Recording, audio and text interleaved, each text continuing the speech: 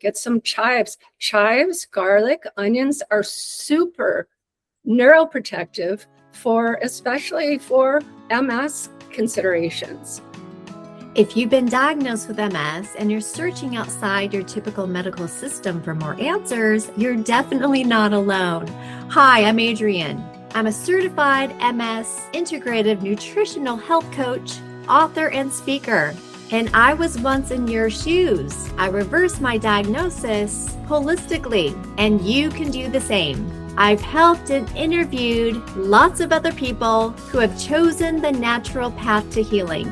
If you'd like to heal as quickly as possible, you can get on my platform. All you have to do is go to my website, nourishyourway.com, and click the Join the Community button. You'll see lots of other people in there. There's a mini course, there's my 12-week Nourish and Reverse MS Signature program that has moved the needle big time from my past clients. There's videos in there, there's group coaching you can be a part of, there's other calendar events, and you have a 7-day free trial to decide if this program is right for you. So let's get back to the message today. Well, welcome everybody. I have a special guest with me today. Her name is Susan French. Susan is a functional nutrition and lifestyle practitioner and a certified functional nutrition counselor. Now, this is live right now going out to my Reverse MS community, but I also have a podcast and a YouTube channel that this is going to be going out to as well. So I want to welcome my friend Susan. Thank you for coming, Susan. And hello, good morning. I'm glad to see you. I am just going to let you know, I have a little disclaimer. I'm not a doctor right up front.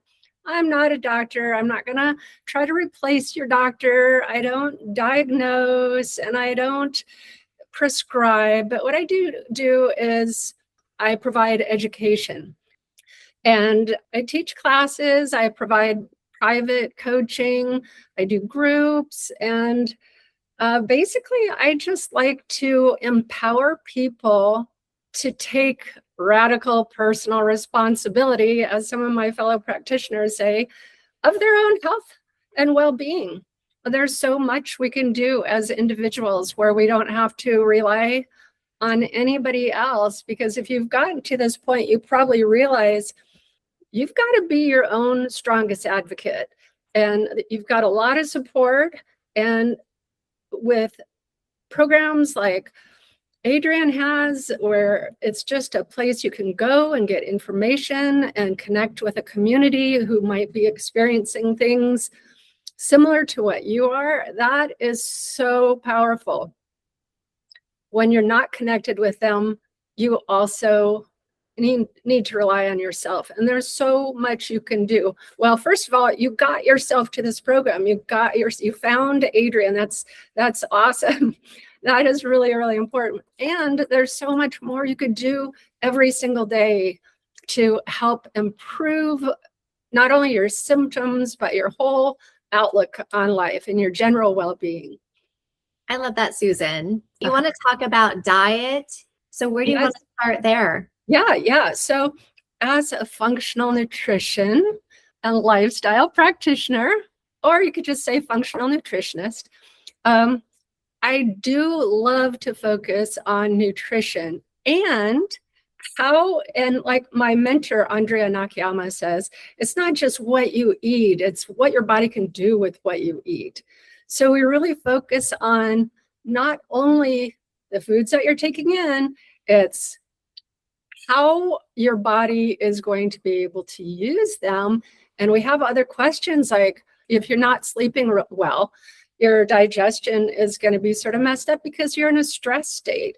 What is your community like? Do you have support? Do you have at least one person or one community you can lean on? And how's your structural integrity? We look at that too. Do you have some blockage? Do you still have your gallbladder? There's a lot of considerations that each individual has there, and that's what makes us so unique. And that's the beauty of functional nutrition, is we look at each individual, because we're individual people, no two are alike, even though there are a lot of commonalities, especially when you're dealing with an autoimmune diagnosis, and everybody has those commonalities. But all these lifestyle factors really play an important role in our own individual support and healing. Also, are you moving your body? You know, are you getting enough exercise to help keep your immune system going? And how's your stress level? You know, we're going to talk about stress in a little while, but you know, that really affects how you are able to process your food. And so if you're eating in a stress state, your body just can't use it. And I'll explain that a little bit later. If your body's in great shape, which we all have room for improvement on, but ideally you want to eat foods that are going to be anti-inflammatory. And you want to do that because we all know the downstream effects of inflammation. Inflammation is the root cause of all chronic conditions, not only autoimmune, but like obesity, heart disease. You know, we have so many more diabetes. There's so many more conditions that we actually have more control of than we might think. Like even if you have a genetic predisposition, if you've been told, oh, your Aunt Millie had that, or yeah, your dad has it, you're going to get it. Even if you have those genetic predispositions, you don't necessarily need to, they never need to actually express. It's really your lifestyle that could express that. And a lot of that lifestyle is in our control, but so much of it is not in our control. The environmental factors, I mean, yes, we can improve our sleep. Yes, we can improve our community. Yes, we need to move. We need to do all these things. But there are some things that we don't have control of. I like to really focus on what is in our control, within our control. And that is primarily diet and the controllable lifestyle factors that I was talking about. So anti-inflammatory foods, especially for like neuro health. If you've got a client and you want to start them with nutrition, what kind of program do you put them on? I'm sure you ask them a lot of questions, right? Well, yeah, it starts with a lot of questions, and we actually don't get time. And you might be inferring like an elimination type diet, but that's such a great question, Adrienne, because a lot of people go, what kind of diet should I be on? And each one of us is so bio-individual. Mm-hmm. I can't say, oh, you should be on a keto diet, or you should be a vegetarian, or you should be a carnivore. Those are healing diets that are appropriate at certain points. But the kind of diet really is dependent. It's cultural. I mean, I can't tell somebody to go eat this and this and this, and then they go home and their family is just, what is this? You know, I have to meet people where they're at. And so I really appreciate that question, because a lot of people ask that. So if you could focus on real food, that's what I would love to see people on, a real food diet. Eliminate any of the ultra processed foods. Everything's processed to a certain degree. They got to get it to you. But I'm talking about processed foods, pre-packaged meals, packaged boxes, cans, jars of stuff that you just dump on, heat up, and eat. You know, these things are processed and they're very, very convenient. And that's what's so appealing to so many people. But we've gotten into such a convenience mindset. We need to take a back step because it's really affecting our health. So Mediterranean diet, if you want to think loosely, the good olive oil, extra virgin olive oil, cold pressed, it's just really full of great fats for our brains. Our brains need it. Herbs are anti-inflammatory. You know, it's very easy to grow herbs and it's very therapeutic. Even if you don't have a backyard, you can get a couple pots, and basil is so forgiving and it grows so well. And rosemary is very easy. Of course, I'm in the desert, so you could do it outside, but you could get yourself a little rosemary bush. It's very anti-inflammatory, and it's got all kinds of other healing properties. And so does oregano. Oregano grows great. Get some chives. Chives, garlic, onions are super neuroprotective especially for MS considerations. Yeah. So just I love garlic. Garlic, I call the kind of the antibiotic from nature. absolutely. It's so good. I mean, it's so good. We grow a lot of garlic and we eat a lot of garlic. And actually, I chop it up and give it to the chickens if they need an immune boost. And so they get a chamomile tea with a chopped up garlic and a little cinnamon, and they're good to go. But it's very, very healing. Garlic is up there on the list. Also, get as much vitamin D as possible. That is going to really help brain health and your whole body health. Vitamin D3 K2 supplement. Yeah. And don't be afraid of it. It's super good for you. It's very good. You can get that from eggs if you eat them, fatty fishes. It's good. Get your antioxidants, blueberries, strawberries, each one, and make sure the strawberries are organic, because we don't want to put toxins into you while you're trying to heal. Yeah. So anyway, yeah. So antioxidants are super, super important. And just pomegranates, and we were talking about herbs, they have a lot of antioxidants too. For part of your diet, and make sure you include fiber. And we don't think about probiotic fiber as often as a must-have, but you really, really need it. And you were talking about garlic, onions, beans, lentils, and bananas are just a little bit slightly green, have a lot of probiotics. Bananas, as you know, offer, and I saw you had a post, I don't know, a couple of years ago, of the stages of bananas and the different health benefits. Yes. So don't forget those, and make sure you have lots of leafy greens because they have magnesium and potassium in them. Calcium. So get your legumes and eat your sweet potatoes and electrolytes. We need to balance our minerals, electrolytes. One easy thing that I teach to help remember how important these are. If you have a cell, we've got 50 trillion of them. If you've got a cell, our 4 major electrolytes, all the trace minerals help balance those electrolytes. We're electric beings, right? So if you look at a cell, the sodium is necessary because that is what pulls the nutrients into the cells, the fluid into the cell and feeds the cell. The potassium pushes it out. So you've got a cycle. The calcium holds the structure, and the magnesium relaxes it between each function. It just keeps it from being stressed out. So imagine being low magnesium. What happens when your whole body is low magnesium? You start getting achy, you get joint pain, you get cramps, you're not feeling good, you get headaches, you're low energy, you got brain fog. It just goes on, and these are very simple little fixes. Leafy greens, organic things, and also you take your clean, fresh glass of water. Cheers. Cheers. Nice. Awesome.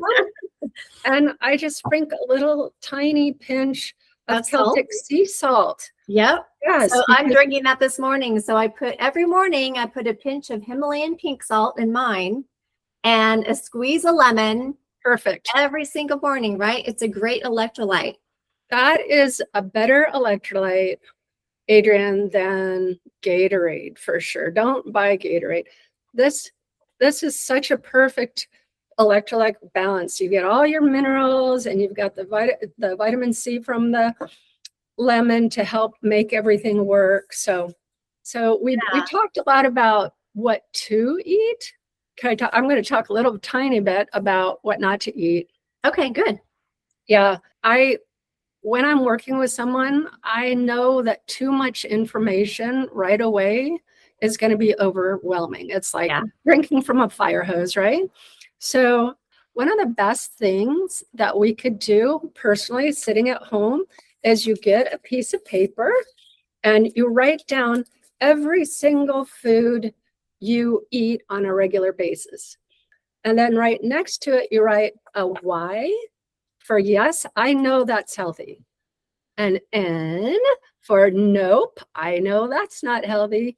Or a M because maybe it's healthy. I'm not really sure, but it might be. So I'll put an M because I don't know. And then you look at that list that you've created and you want to focus on all those good yeses. You want to minimize or eliminate the no's.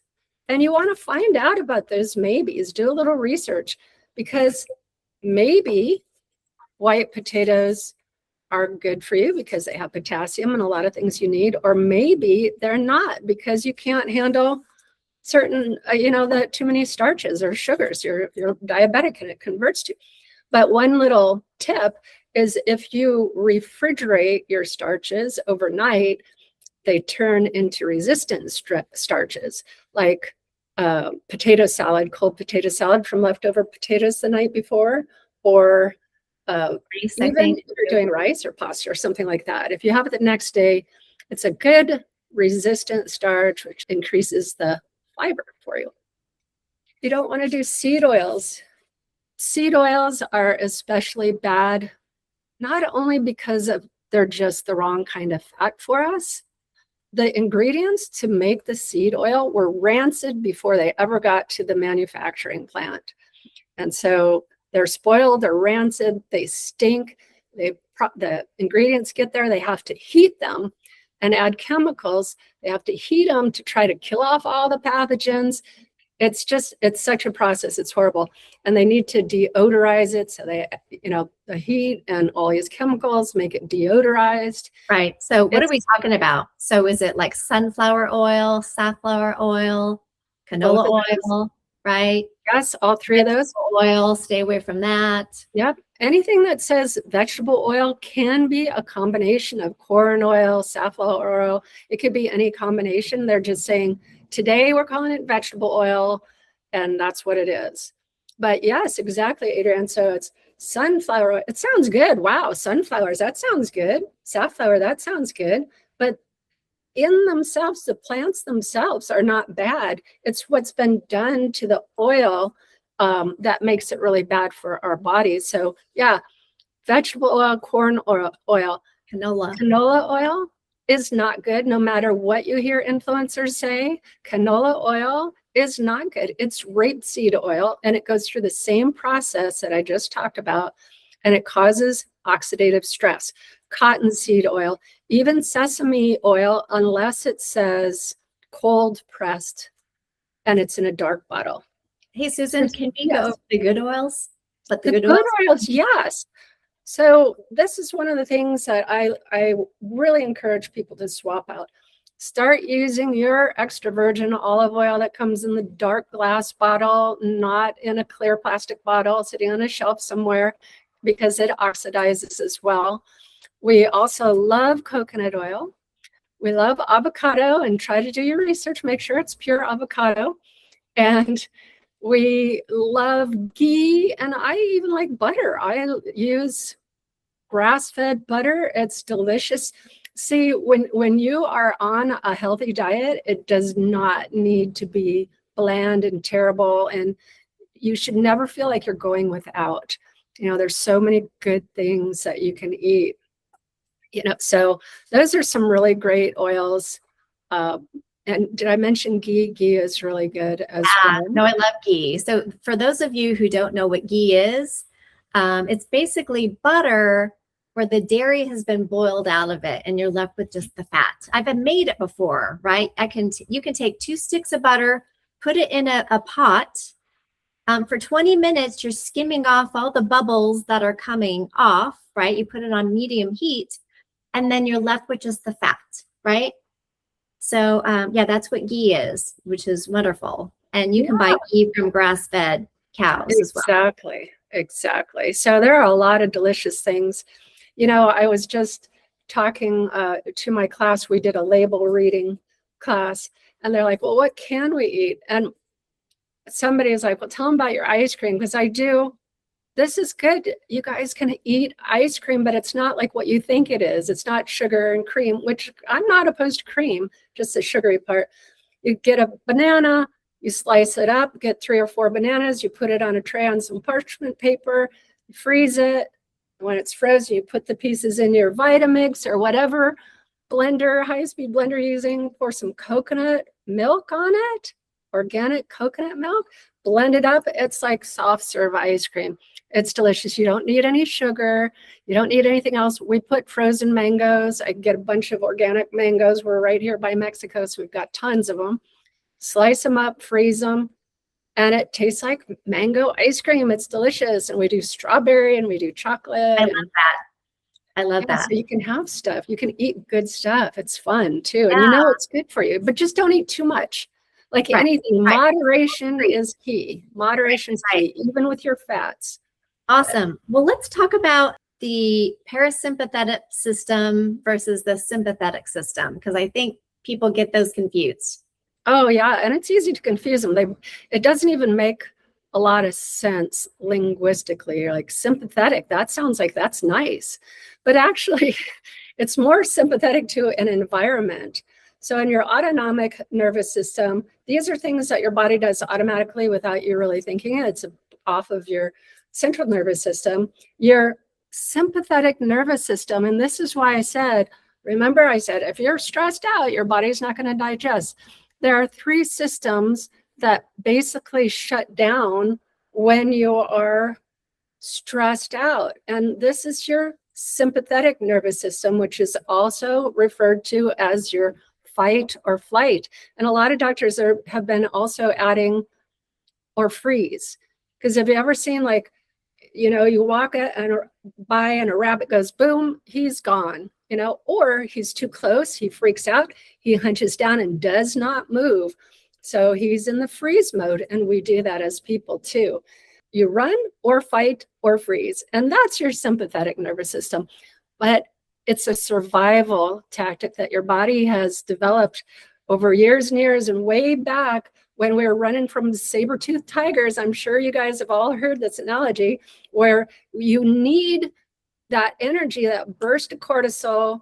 You need everything that happens when you are afraid or you're put into action. Something's wrong. You've got a huge stress. And so your pupils dilate, so you can get more light in, so you can act. Your blood vessels dilate, so you can lift that Volkswagen off the baby, right? Your heart rate increases. You're going to be able to run faster, do more. You're thinking more clearly. But in order for your body to put all that energy into getting out of the situation, it disables to a certain extent your digestion. So your body doesn't need to be thinking about digesting when you're under stress. It disables your reproductive system. So your hormones that are going around, they're just flowing around great. Now you're under stress. It's like, wait, you don't need to be thinking about anything to do with reproduction right now. It also disables your immune system. I'm not going to worry about fighting off all these little pathogens, these bacteria and fungus and molds and all the viruses. We're not going to worry about those right now. We've got a crisis here we got to deal with. So those are sort of allowed to accumulate. And so why is it bad then? No. It's a great evolutionary tactic to get you out of a situation. However, today's world, we have so many stressors. These saber-toothed tigers are coming from every direction. You've got the stress of your job, the stress of the traffic, your own health sometimes creates this stress. You've got this coming, and the kids, and now you're taking care of somebody else's kids or somebody's mother or your mother. And we love them and we do it, but you can't forget yourself along the way. And so and that's sort of an exercise too, is think about, financially, I can't afford that. I've got the bills coming in. If you think about all those sources of stress, it's a lot of tigers, and that's a lot of stress, and it keeps you in that sympathetic nervous system. So you're not digesting, If you're premenopause, your periods might be real erratic. They could just stop coming, or they could be extra heavy, or you could have like extra cramping. I mean, it just really messes up your hormones. It also messes up your immune system, as I said. So why I'm so stressed, now I'm getting sick. Well, yeah, you're getting sick. And remember, sympathetic stress is not all bad. It's just when you're more in a sympathetic state than a parasympathetic state. I'm going to explain that in just a second, but it's a balance. So it's not like when people say, oh, you're stuck in the sympathetic. It's not like that's all you're doing. It's just they mean you're more in the sympathetic than you are parasympathetic. As you're walking your dogs along a trail and you think it's a snake, you go, whoop, snake. Okay, that's sympathetic. And then you go, it's a stick, parasympathetic. So it's that balance. But when you're always in the, and we all know people who are like that, they're stressed about a lot of things. And it's sort of, we pick up on that when we're around them. And so that's one of the things that I like to encourage people to do, is to assess their stress inputs and minimize what you can. Because again, you've got a lot of these environmental inputs. Stress is one of them. You minimize what you can so you can deal better with what you can't. Because your body is going to deal with the biggest fires first, the most toxic things first, before it worries about digesting and distributing nutrients. Sugar is a big stress. And look at these little kids eating sugar first thing in the morning. It's a big stress on their body. They love it. They eat it. They get to school. They're tired. They're hungry. And you just knocked out their immune system for 5 hours after a sugary breakfast. How long are they in school? So they're going into this petri dish with no defense. And it's just, there's so much we could do. Just make them a couple eggs and send them to school, and they'll be doing so much better. It'll be good for their brain and their immune system, and help them develop better and stronger. Thank you for explaining that. It took me a little while to learn this, that we can't heal when we're in that sympathetic state, right? When we have all these feelings of fear and stress and anxiety and, anything negative that you're feeling or thinking is not going to help you heal. So, I've learned that when the body's safe, or it feels safe and calm, then it can start healing. And it's not as easy. Like you just said, a cue on anxiety. I never understood what anxiety. I was a happy-go-lucky kid. I didn't understand mental health issues, brain health issues. It's like, how is that possible? Until, my son, and then I raised another person's child for 10 years. I really got an education on mental health, and it is so debilitating. And then with my own personal experiences over 30 years, I started having like anxiety attacks and panic attacks. I'm like, wait, I'm strong. I'm handling everything. I got a smile on my face, but no, your body is under stress from all of these things. You can't fool it. Your eyes are one source of information, but your body reads the room. It sees all the stressors around you. You hear it, you have smells, and it's interesting. And we can all think of a time where we walk by and we smell something, and it takes us right back to a moment in our childhood or early life where we go, oh, that reminds me of grandma, or oh my gosh, I remember something. Your body is, even that is a recognition, but your body is so much more in tune. If you were ever in a place where you were frightened or hurt or traumatized, your body knows every detail about that, and it didn't forget. And when you're ever in a similar type situation where you have to think about it or talk about it, it's like, you're back there, and your body is reliving the whole situation. You're right back in that stress. So that's why it's important to learn a couple of things to help stimulate the parasympathetic nervous system. And you have to do that consciously. Breathing is so, so important. And we could do a whole thing on breathing, but I just heard about 5 people take a deep breath.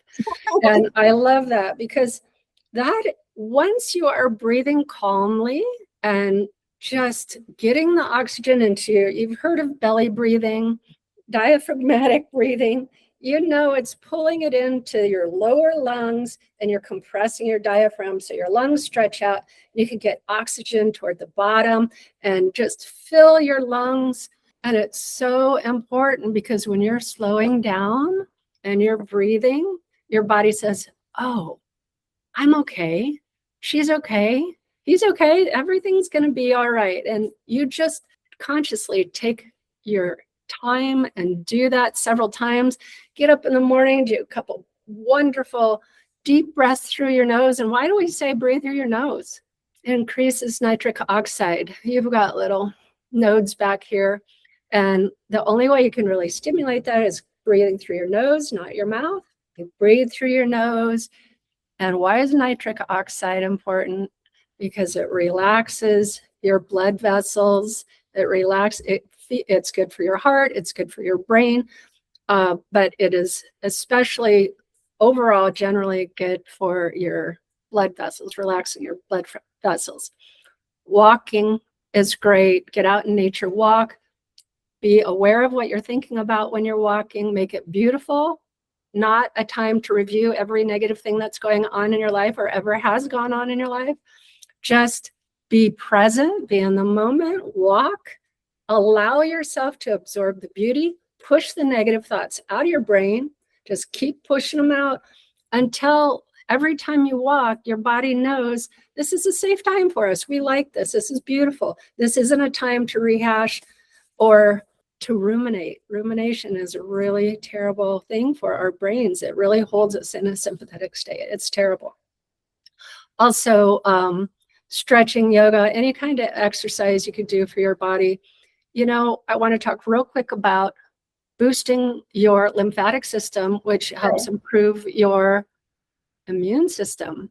Yeah, our lymphatic system. The vagus nerve too, right? Yeah, we'll do that. Your lymphatic system, we think of these, oh, my lymph nodes are swollen. I must be coming down with something or fighting something off. Well, we've got 600 lymph nodes in our body all over the place. And our immune system, our lymph system, I should say, not immune, we'll get to that, but the lymph system is like your trash pickup system.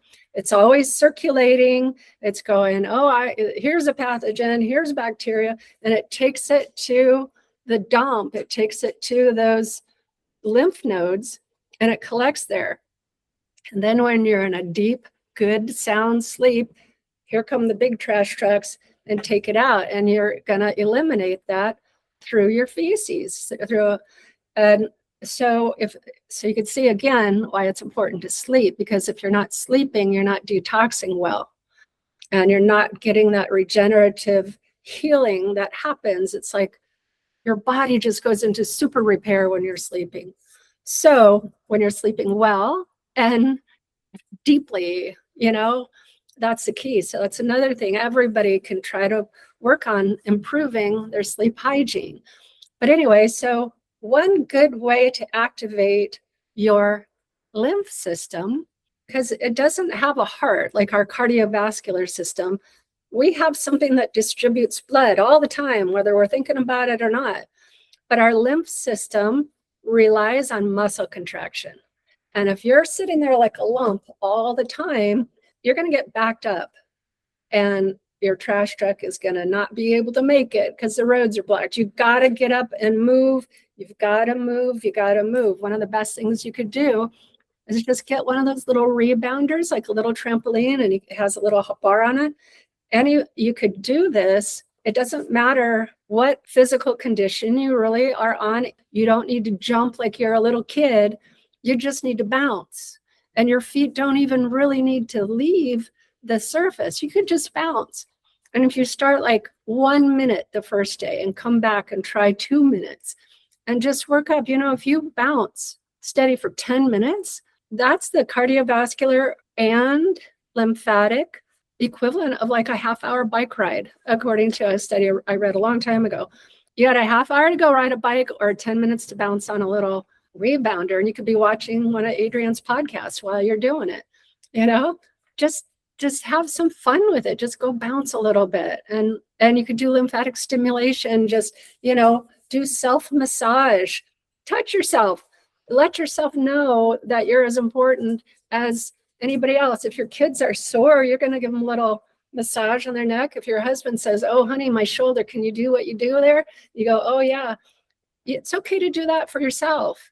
Rub your feet at night, do all kinds of self-healing things. Love yourself. I love that.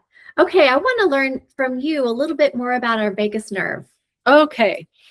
So our vagus nerve it's our cranial nerve number 10. It comes down, it runs, and they call it vagus nerve or vagal nerve because it wanders. That means like to wander. It mostly is like a 2-lane highway down from our brain to our stomach to our whole enteric nervous system, but it goes all over our body. And that is the overseer of our parasympathetic nervous system. So that is why we should do this tapping, because it stimulates our vagal nerve. There's lots of things that are really cool that stimulate your vagal nerve. They all have one thing in common, that they're telling your body it's safe, it's time to relax. These things that we're doing would not happen if you were in a stress state and running from a saber-tooth tiger. So there's just different places you could tap. Under the collarbone is really good while you're breathing, and relax in through the nose, out through the mouth. I like to exhale through the nose too. It's a lot less dehydrating. But just tapping there, you find all different, there's many different spots. This is an easy go-to. There's a pocket in your shoulder, there's your groin, there's different places on your arm, there's temples. But in the back of your neck, actually, anytime you just stop and give your body a little love, you can stimulate your vagal nerve because your body is feeling safe. Inside your ear, I like to clean my ears. I know a lot of people are like, "Oh my gosh, I'm just going to sit here and clean my ears all day." It stimulates your vagal nerve. Actually, your whole ear can stimulate your vagal nerve and help you relax a little bit. Breathing is a big vagal nerve stimulator, just getting in touch with nature, meditating. But the physical things are like the tapping and the breathing, the massage, and telling yourself everything's safe, everything's okay. Yes, the world is going on. There's all this stuff out of our control. This moment, I'm going to sit here and be okay with my life right now. And you just have to take those moments and try to increase the number of those moments you have during a day to give your body a break. I love that, Susan. Thank you for explaining that. Is there anything that we didn't cover? Well, one thing I just want to sort of touch on is there is so much information out there, and I know we all have the world of information at our fingertips. We get curious about this and we hear this from this person, but this person contradicts it, and no, don't take that, take this, don't eat this, eat that. It's very confusing and can be overwhelming and stressful. The one thing just to fall back on, and this is what I teach my classes on, is from my little booklet, Tier 1 Tips to Take Control, is just stay Tier 1, back it up. Eat real food. Just eat real food. Eat real organic, just like eat if you grow it, that's great. Go to a farmer's market. If you don't have a handy farmer's market, go shop and just get organic whenever you can. Get grass-fed beef. Eat real food. Eliminate processed chemical foods. If you don't know what it is on the ingredients, your body's not going to know what it is and not going to know what to do with it. It'll treat it like a chemical, a toxin. So there are so many toxic foods in there in our food system. That's going to be a priority for our body. It's going to take priority over burning fat or absorbing nutrients. It's going to say, up toxin, up toxin, up toxin. And it's going to try to protect you from all those toxins you're eating. So just back it up. Think about when you eat something, is it nourishing you, or is it going to put your body in a state where it has to detoxify? And and your body can detoxify some foods pretty well. Some it can handle quite a load, but it's just when you constantly are feeding it toxins, ultra processed foods, seed oils, alcohol, excess sugar, refined carbohydrates, all those things are like toxins to our bodies. So just be kind. I mean, I don't know how many people out there have like a classic car. You take care of it. You want it to last. You want even your brand new car or the car that like mine, 2011, I'm nursing it along. I don't want to have to buy a new car. You do the maintenance. You give it good fuel so it can run and take you where you want to go. I don't want it in the shop. I don't want it to break down on the side of the road. And these are things that people take care of better than they take care of themselves. That is so true. So please just be your own advocate, empower yourself to take radical personal responsibility for your best well-being. You can do it. You can do it. Look at Adrienne. Adrienne turned her life around. A month in bed, right, with MS, a month splitting headaches, terrible. And you said, nope, this is not going to be the rest of my life. Nobody's going to come and scoop me up and give me something magic to make it happen. I need to change my life so I can live a good life. The best gift we can give to our grandkids and our children and our grandkids and the people around us is our health. Because one, you said you're a role model, and two, they are not going to be taken care of. I don't know about you. I don't want anybody to have to be taking care of me. I don't know. I don't have anybody lined up to take care of me. So I better take care of myself now. But we can do this no matter what state you are in now. There's always room for improvement, and never, ever give up. Thank you so much. Your body is listening. Yes, your body is listening. I always tell people that. Be careful what you think or say because your cells in your body are listening. Like every little cell is happy and well. That's everywhere. Everybody's saying it, but it's so true. So how can people get a hold of you? Okay. My website is everythingmatters.care. All my contact information is on the bottom of that. And you can email me. My phone number is on there. You could call me. I am teaching right now for United Healthcare and Medicare, and we just back it up to the basics. And it's really great to reach out and help people. And I'm happy to address not only autoimmune, but any chronic condition. Thank you so much for sharing your wisdom. I appreciate that. Thank you for having me. It's always fun talking with you. If you liked the episode, please share it and rate the podcast, and then also join my newsletter. And it's easy to get on my list. Just go to my website, nourishyourway.com, go to the newsletter tab, and sign up. And then I'll give you healing information once a week, so you won't miss anything. And I also include a recipe of the week. Thanks for joining me today, and you'll hear from me in the near future.